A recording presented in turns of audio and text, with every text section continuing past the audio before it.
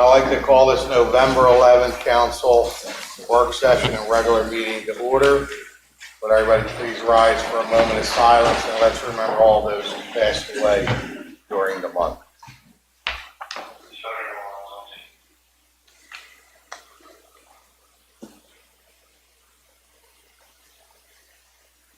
Please salute the flag. Pledge allegiance to the flag of the United States of America and to the republic for which it stands, one nation, under God, indivisible, with liberty and justice for all.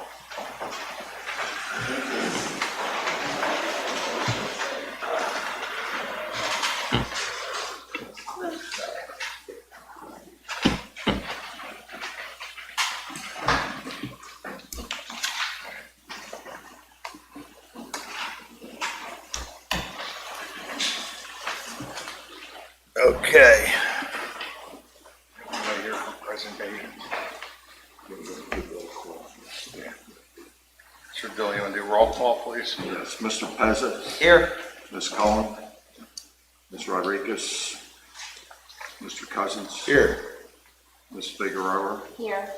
Mr. Johnson. Here. Mr. Catroci. Present. Mr. Di Giuseppe. Here. What do we have here to do a presentation?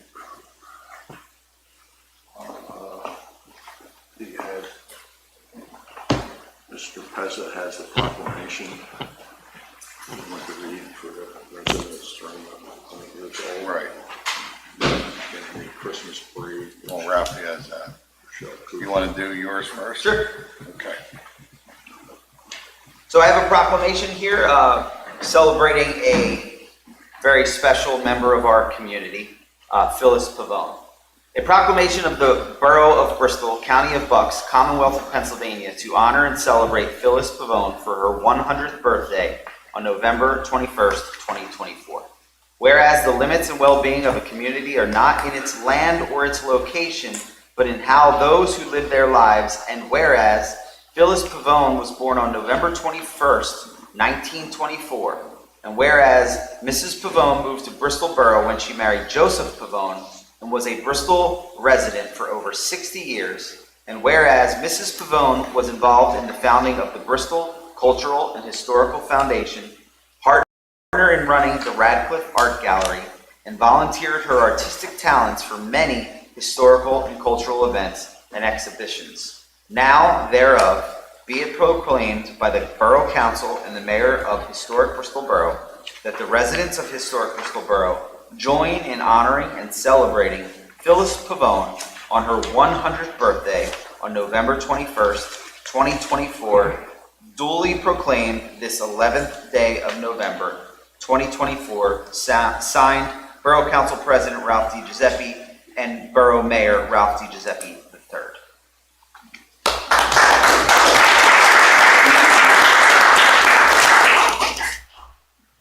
Okay. Who's here from the parade committee?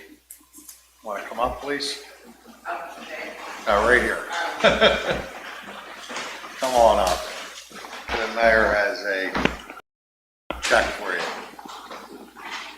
How are you? Very nice to meet you. So on behalf of the Bristol Borough Council, Mayor, and the rest of the residents of the community, we'd like to present you with a check to go towards our wonderful Christmas parade. We thank you and the rest of the committee for everything you do. And some of us even would love to get involved next year with next year's planning and talk about maybe some even changes and improvements to the parade. Like, it's a great event, and maybe we could even move it to another weekend and create like this big buzz in Bristol Borough where we have the tree lighting one weekend and the following weekend have the parade, where it's like a Christmas season actually happening in town. But thank you for everything you do, and we appreciate your efforts. Thank you. Thank Want you. to say anything? Want to say anything? You don't have to, but Well, I'll just give you a little bit. She told me I had to say something. I don't do much talking, guys. I'm I'll sorry. hold the microphone. Okay, so my name is Rochelle Cooper. I'm a borough resident. And a little bit of information about the parade is that you can fill out a participation form. The last day for that is November 22nd of this year, of course. And we have a special needs and handicapped area, and it's going to be between 205 and 250 Pond Street. I believe that's right in front of the Grundy Center or the Grundy Towers over there. And pretty much, let's see what else. If you have any information or anything that you want from her, her name is Ellen Scansella. I'm sure you all have her information. If you need it, I can give it to you. That's pretty much it. They accept Cash App at Christmas Parade. Cash App. The handbook. That's pretty much it. Oh, the parade route starts at Farragut Avenue. And it runs through to Mill Street and Radcliffe. That's it. It won't be going down Mill Street this year. No, they changed it. It's going down Mill Street. Oh, it is going. I'm sorry, I was misinformed. Literally 10 minutes ago. Okay. But no, it doesn't start at Farragut. It starts at Farragut, runs down And it's going to right Pond, down to the tree, and it starts at 1 o'clock. It starts at 1 o'clock, but to line up, you gotta be there by 12. Okay. All right. Well, thank you again. Thank you very much. Thank you.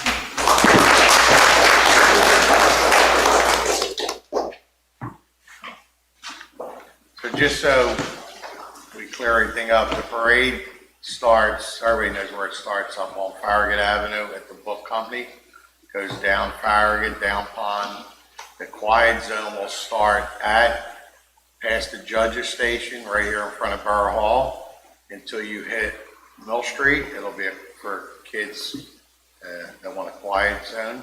Once they turn left on the Mill, it'll go from Mill to the tree, to the Christmas tree, just like it does every other year. Okay. With that being said, we're going to go to public participation. We have somebody else? We have septic. Oh, Sept is here. Want to go to the podium?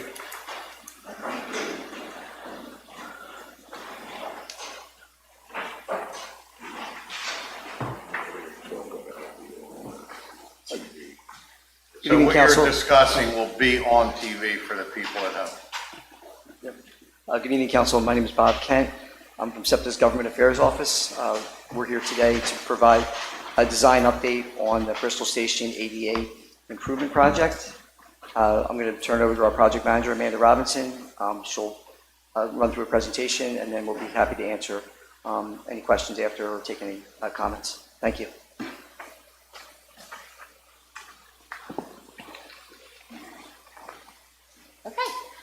Good evening. My name is Amanda Robinson. I'm the project manager for SEPTA's Bristol Station ADA Improvements Project, and we're here to present the 60% design updates. As you can see, my contact information is on your screen. We've engaged Gannett Fleming for all aspects of the engineering design, and Sawinski Sullivan to handle the architecture portion. These are some photos of the existing station and platform. There's currently a 220-foot long low-level boarding platforms on each side of the tracks with open canopies that cover the existing stairs and the west end of the platforms. The proposed station and platform will consist of a 512-foot long high-level platforms on each side of the tracks at the west end and a 177-foot long low-level platforms at the east end of the station. We're proposing enclosed passenger shelters on the high-level platforms, and there will be a series of precast concrete ramps and stairs for access to the boarding platforms.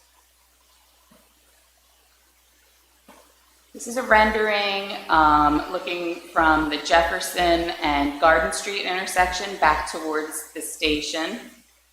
This is the end where the low-level platforms will be. And then there'll be a transition up to the high-level platforms that run down towards Beaver Street. And this rendering is from the opposite corner, so we're above the old station building, which is the existing daycare here. And you can see the stairs and ramps leading up to the high-level platforms on this end. We're proposing an under-platform barrier. This will be at the back sides of the high-level platform to keep people and whatever else out from under the platforms. We're proposing these mesh screen-type barriers there. And this is just a plan view of what the shelters will look like. They have metal roofs and the glass block windows here, with solid panels towards the bottom.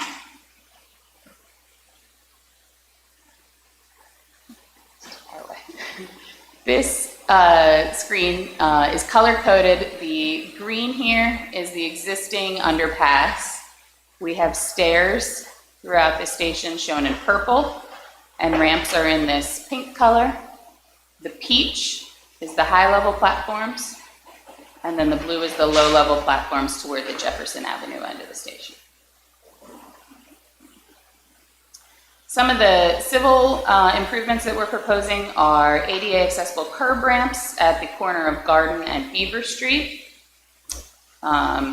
The blue on this screen is where sidewalk improvements will occur.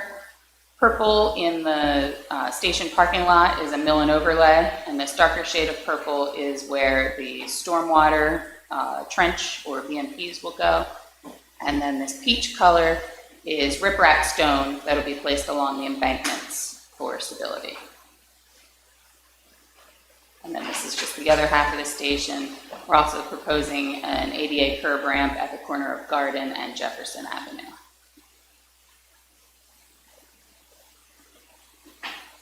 This is a view from Garden Street of the current embankment where there's a chain link fence currently.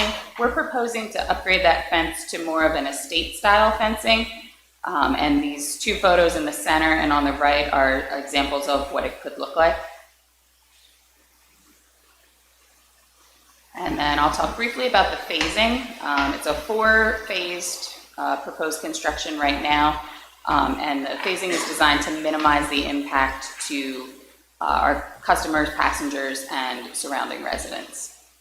In phase 1, customers and passengers will continue to utilize the existing tunnel, underpass, and the existing platforms. Contractors will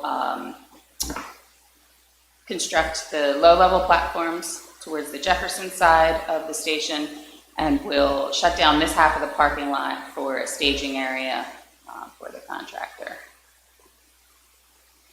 In phase 2, we open the new low-level platforms for use by passengers, and the contractor will demo the existing platforms, canopies, stairs, everything in the existing station on this side here. And then we flip-flop our staging area to the west side of the parking lot. Phases 3 and 4 are completed by SEPTA in-house forces after the contractor completes their work. So phase 3 is finish work of the high-level platforms, railings, site furniture, benches, bike racks, that type of thing. And then in phase 4, we open up the new high-level platforms, stairs, and ramps for customers and passengers, and SEPTA completes the mill and overlay of the other half of the parking lot.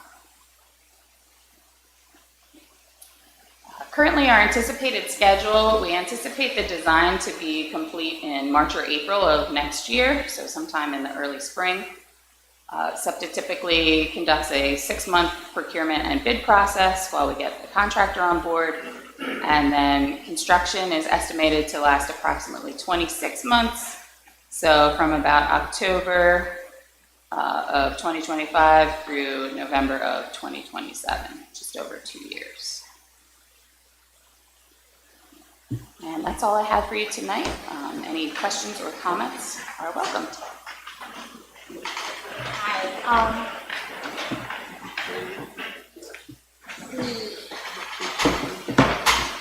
In between the process, before everything gets started, is there any way, and I've stressed this many times before, is there any way of having the train station maintenance?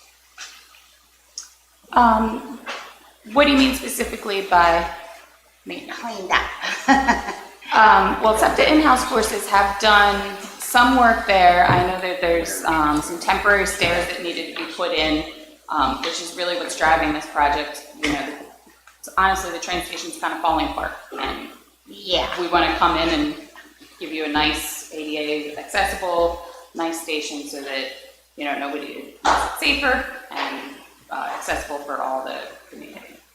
And Just- I appreciate the fact that you guys are going to be doing that because the North Ward, we've been waiting a long, long time. So I'm happy to see that we're gonna get started. Yes, so. So, I know this is a great project, but it's not getting done until 27. But in the meantime, in terms of maintenance, we have so much overgrown vegetation inside that fence line. It's an eyesore to the residents on Garden Street. They shouldn't have to look at it. It's growing over the fence now. I know council people in the past, council people here have tried to get this either severely cut back or removed. And that's something that I know I speak for the council and myself when we say, like, can you please get that done like as soon as possible? I mean, if you look all up and down that fence line, especially on the Garden Street side, there is weeds and trees and bamboo now that's growing. It's just so overgrown and unsightly. And the residents that live there, you know, on that one side, sometimes people can't even get out of their cars because of the overgrown weeds that are there. Okay. I believe that SEPTA does take care of vegetation maintenance at this station. I'm not 100% sure on that because it is an Amtrak line and SEPTA leases, but we typically do maintenance, so I will look into that. Thank you. So the problem was, we never had a fence. And then somebody, engineer, somebody came up with the fact that we're gonna run a fence on both sides, which they never did the other side of the High Line. They only did it on the residential side, which, like the mayor said and Maria, it just created a nightmare for residents. A former councilman discussed this before with SEPTA. Nobody wants to do this. And I appreciate this project because I was the one that started meeting with former board members of SEPTA and a couple congressmen out there, and we got this ball rolling a few years ago. And I'm finally glad to see it's moving forward. But we need to do something for the people that live there. So something that we should talk about. I don't want to waste it's a great project and I don't want to throw a damper on it tonight because it's going to be beautiful when it's done. And it's something that we really need, just like that fence you showed on the corner. I mean, that's what should be there. It should be a beautiful looking fence and it attracts, when people come into town, they see something nice instead of just overgrown brush. So, but it's something we could discuss. Yeah, and I will look into maintaining that immediately, as soon as possible. And don't know how to go back, but I believe some of you have printed out the presentation. But yeah, we're proposing that estate fence, and then all of the vegetation goes away. We're just proposing the stone brick wrap on the embankment there. So we're not proposing any new vegetation. Last time I talked to people, they said the estimated project was like 11 million. I don't know if you guys had any more cost or. I don't have the numbers off the top of my head right now. Just 30? Bob tells me it's approximately 30 million. so it went up. So I'm glad that that's what you're investing in our town. So we're very happy that this project's taking place. Can I ask a question? Just aesthetically, is it going to be something similar to what we see in Levittown and in Croydon? Yeah, same color scheme. Those are SEPTA's kind of standard colors. It's the sort of the patina green on the roofs, the dark green, kind of forest green railing color. It'll look similar to what's at Levittown. The shelters are the same, those glass block shelters. Thank you.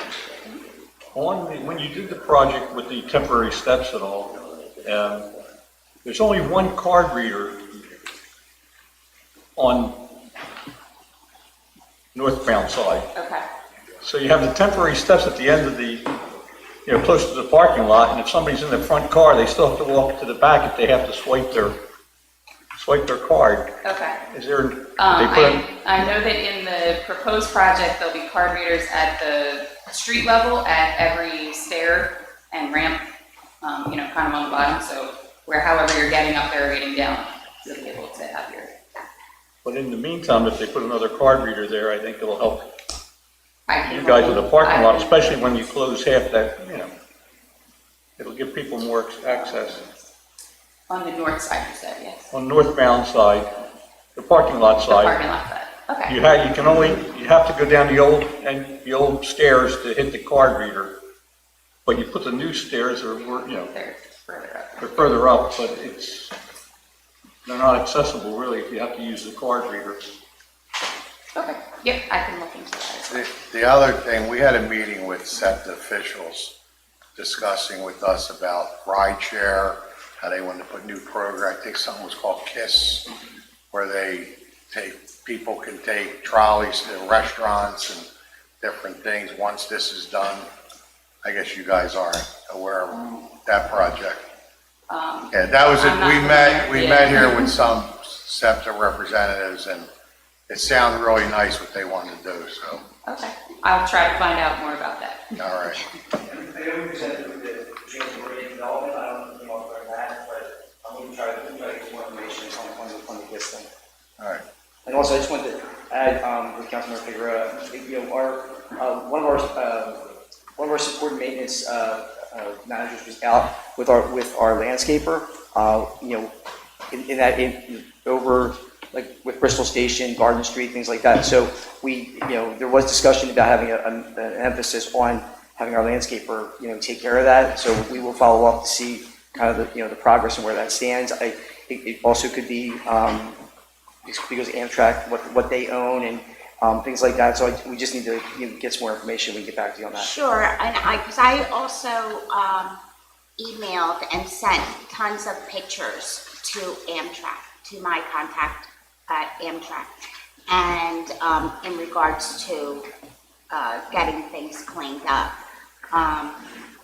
I can forward you those pictures. Yeah, that'd be great. It'd be very helpful. Have they been responsive, or your contact Yeah. yet? They have been. That's good. Okay. Yeah, but there's still a lot, like especially around on Garden Street, the station itself. The station itself on the Garden Street side, On correct? Garden Street side, and on the opposite side too, there's a section where things need to be cut down and cleaned up. Understood. What I'll do is I'll have your email address. I'll email you tomorrow, and we can connect with the pictures and the Amtrak contact, and then we can kind of take it from there. Okay, All right. wonderful, thank you so much. You're welcome. Just to let you know, I want to leave on a positive note. Thank you. Yes, thank you I so was much. asked to click one more time.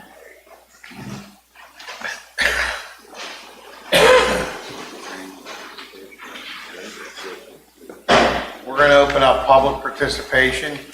So anybody on this side of the room would like to speak on anything, come to the podium and state your name and address. Anybody on this side of the room?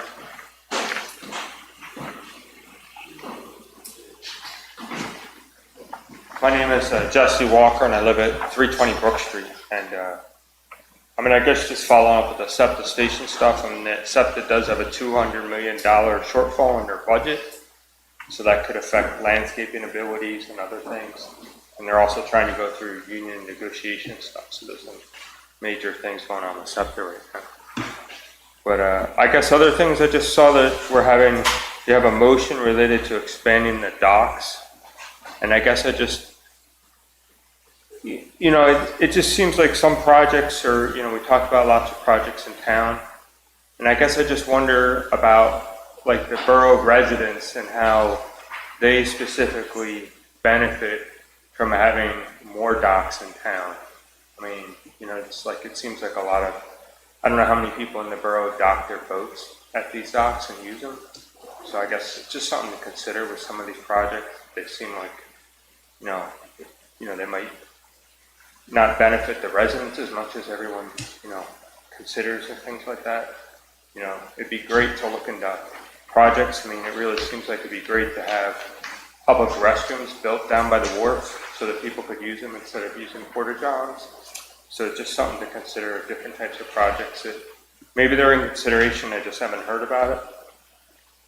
And then I guess my other question was just about the sewer system in town. And, I know we recently sold it, and I assume soon our rates in our sewer bills are going to be going up. So I guess I was wondering when that's planned to happen, and also the $50 million, like how is that being used? Because I know we're talking about lots of projects, so just wondering how how that's going. I can respond to most of your questions. Huh. The first one about the docks. Dude, I've been sitting up here for over 20 years discussing the same thing. There's specific grants that are out there for specific projects. There are infrastructure grants, there's boating grants, that's how we got the first one. Most of the money always went to Pittsburgh because we didn't have it, nobody around here could apply for that. We are a riverfront town, and I think that was one of the biggest assets that came into town, besides the walking path that the previous council put in, was a great feature for our town. So when you say who benefits, the town does benefit. We bring in people, they shop, they spend money here, they visit our town. Our housing stock has gone through the roof in the last 20 years. Do you agree? I mean, houses were now selling for 3-4 times what they were selling for years ago. So that does do a lot for the town. As far as the sewer system, we don't know when they're going to raise rates, and if they are raising rates, we don't own it. So I can't speak for Bucks County Water and Sewer. It's their business. But as far as the 50 million, there hasn't been 1 cent spent yet of that money, from what I understand. I'm not on the sewer authority.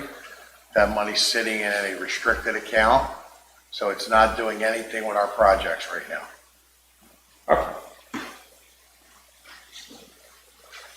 Okay, anybody else on this side of the room would like to speak on anything?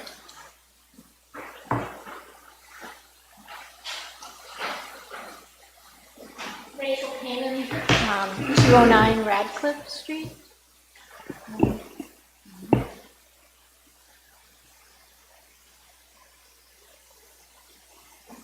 Okay. I'm the person who brought to light the discrepancy between the Borough Code and the current trash contract. I have several concerns that I would like to bring to your attention. Other municipalities post on their websites proposed ordinances and amendments in addition to publishing them in a newspaper. I reached out to the Grundy Research Librarian, and she was unable to find the published text for motion number 7 after searching for an hour. This is an example of how democracy dies in darkness.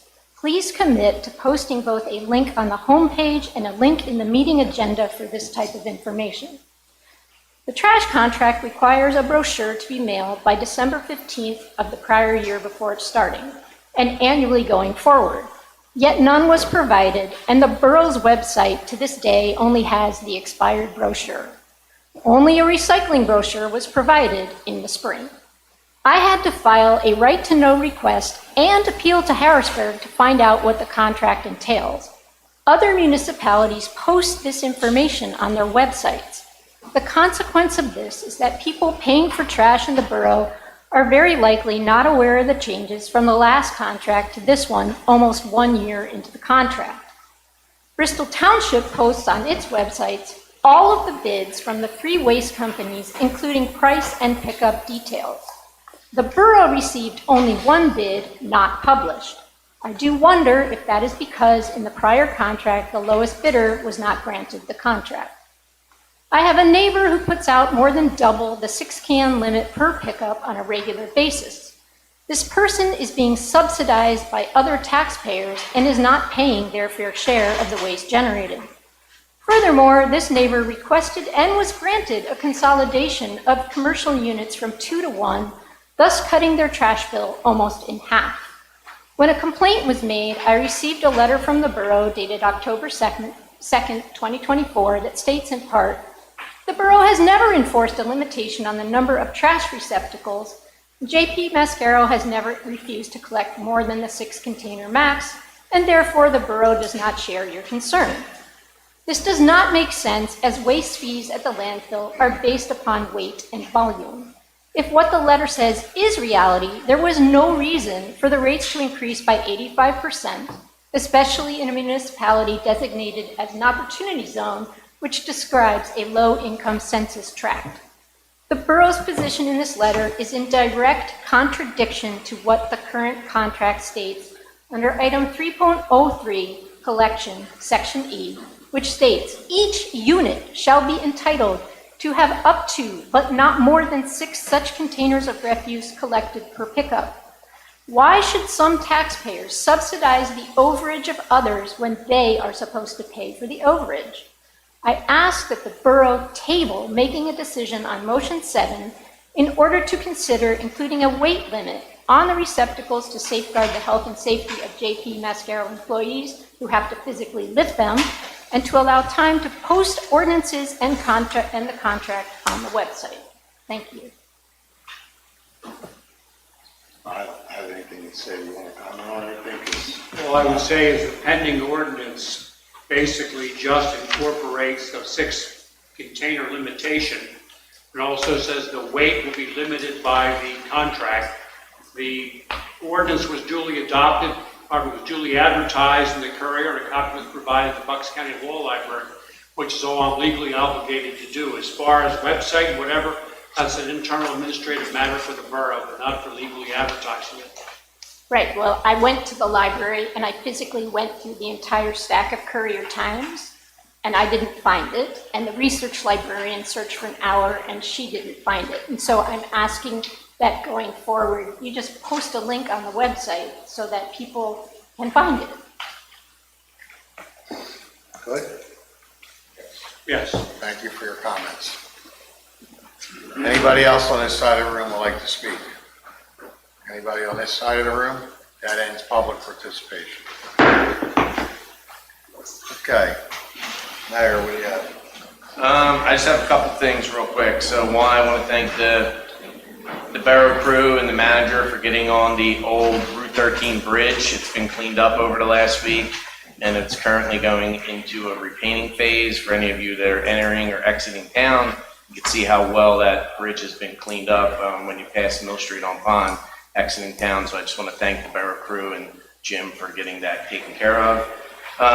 On behalf of myself and the Borough Council, I just want to thank all of the veterans for all those that served in the armed services. I know I speak for everyone sitting here when we thank you for your dedication to this country and for your time that you serve. You know, without you, we wouldn't be sitting here right now. You make it possible for us to live in a free United States, and you know, you have gone above and beyond anything I have ever done for that matter. So thank you to all the veterans.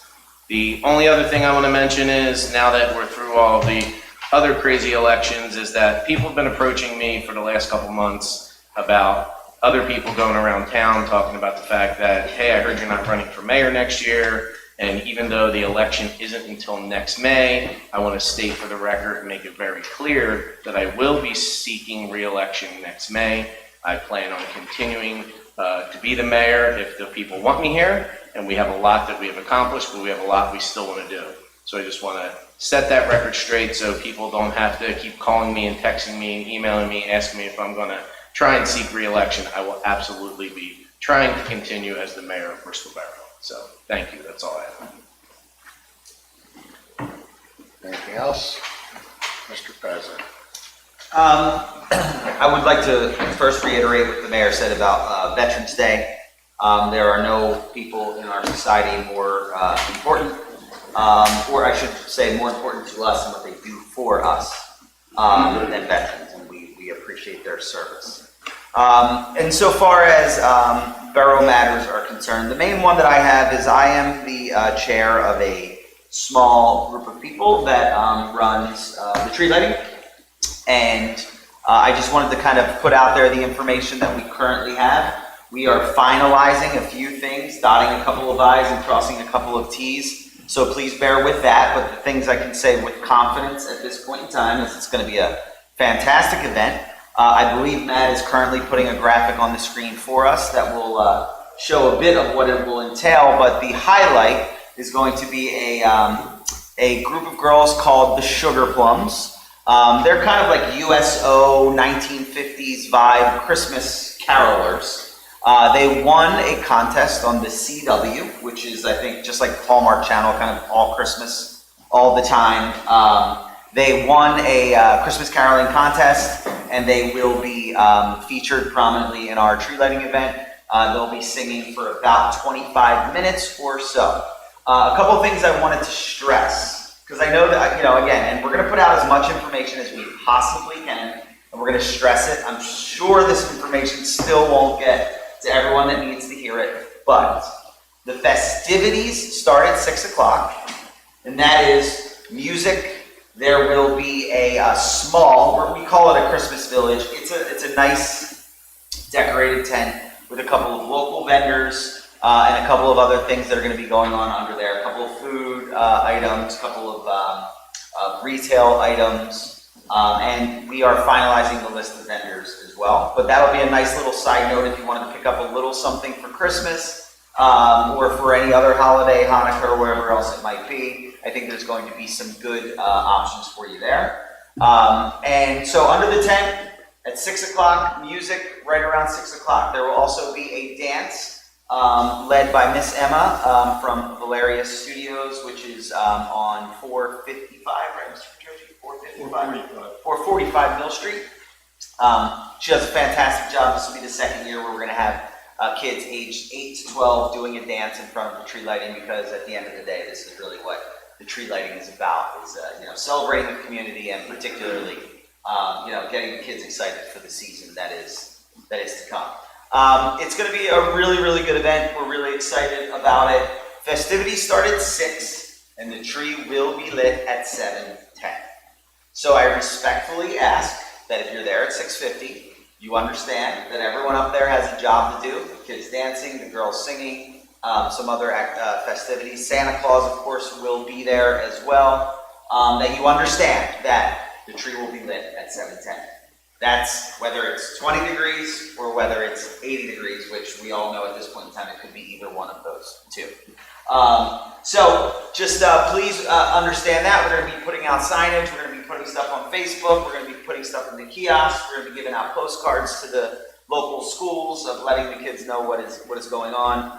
But we're really excited about the event, and I really think that these girls are going to really ring in the season with a lot of energy and flair, and really kind of get us in the spirit that we're really looking to get into. So that's it for the tree lighting for now. Oh, I'm sorry. One other thing. Mill Street will close at 4 o'clock on the 100 block of Mill Street, and Ratcliffe Street will also close at 4 o'clock on the 100 block of Ratcliffe Street. So it's going to be that kind of L, in front of the Mill Street Cantina and in front of the King George.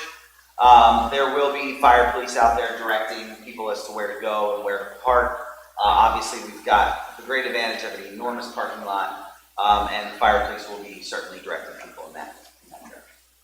And then the only other question I have, Mr. Dillon, you may or may not know the answer to it. I noticed that there is a new sidewalk on part of the one side of Green Lane heading under the bridge. It's the Bristol Township side, so I'm not asking you to know something that you might not know. But is that private property, or is that something that the township or PennDOT did? Do we know? I'm not sure. I'll find out. Okay, thank you. All right, that's all I have. Thank you. Mr. Johnson. Maria? The only thing I have is, actually, I want to thank Mr. Dillon for responding quickly to the bridge on Pine Street, on Pine Street, not Pine, on Pine Street. And if you have any update on that. No updates. Okay. It's an Amtrak Conrail issue. And that's it. Louis? Yes, first I want to thank the Historical Cultural Board for the Historic Bristol Day and the car show. It was, I understand it was one of their most successful events, with the number of properties that were opened and the number of people that attended, bought tickets for the tours, and just generally how many people were in town that day. And the car show was a big hit. Just want to remind people that there's a Bristol Fall Classic Saturday, November 23rd at 6 to 9 p.m. They'll be honoring our County Commissioner, Robert Harvey, and it will be at the Public Works Building. So it's a great event, and it's benefits the AOC, so if you can come out and support that, it'd be a great deal. Also, the Lower Bucks Good Scout Award Breakfast is going to be held on Thursday, November 21st from 8 a.m. to 9 a.m., honoring Josh Klein from Bristol Garden Apartments, formerly Bristol Garden Apartments, and that will be held at Lower Bucks Hospital.